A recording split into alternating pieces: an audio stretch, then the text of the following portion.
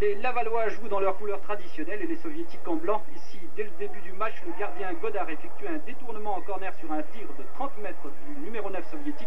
Godard excellent tout le long de la partie. Les Soviétiques continuent leur pressing. Ici, un centre de l'aile gauche, tête piquée de Klous qui passe juste au-dessus de la barre transversale. Godard était battu, mais la réussite est toujours du côté lavallois.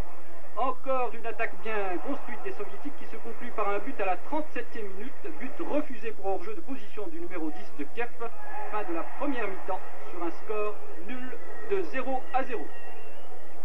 Il fallait attendre la 75e minute de jeu pour assister au premier tir réellement dangereux des Lavallois qui ne sont pas là uniquement pour jouer les figurants, un tir de Stefanini. Le dernier quart d'heure particulièrement pénible pour Laval, les Godard devra encore réaliser des prouesses pour sauver son équipe, comme sur ce coup franc tiré par Blokin. Blokin, la vedette de Kiev que l'on va retrouver à la fin de cette action, après un balai aérien entre Soviétiques et Lavallois, Blokin reçoit la balle et tire à côté de la cage gardée par Godard. Dernière action dangereuse de ce match, score 0-0. Avoir pratiqué par le Dynamo de Kiev,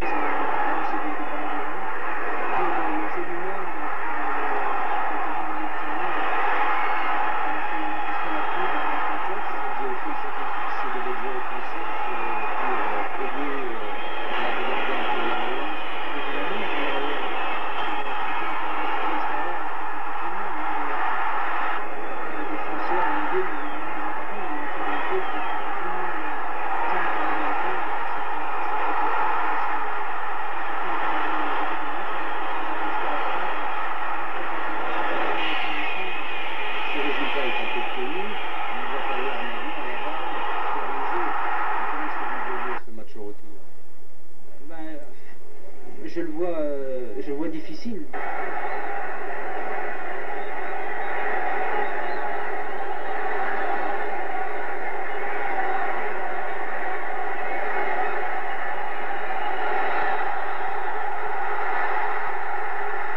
La qualification reste à obtenir. Elle ne sera pas facile car le Dynamo est capable lui aussi de nous poser énormément de problèmes, même chez nous.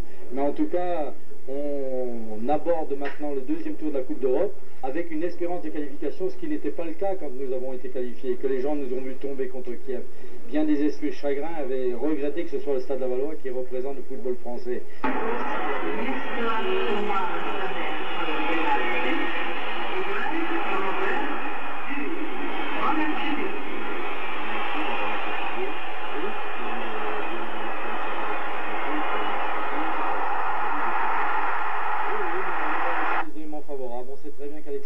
Bien des choses jouent en la faveur de l'équipe locale, ne serait-ce que le poids du public qui pèse sur l'arbitrage.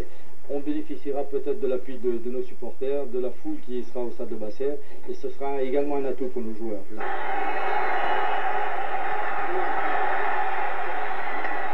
Pour vous, ça a été une soirée très très chaude, tandis que Mikhailov, lui, se refroidissait dans sa cage. Moi, j'espère que ce sera le contraire en Laval.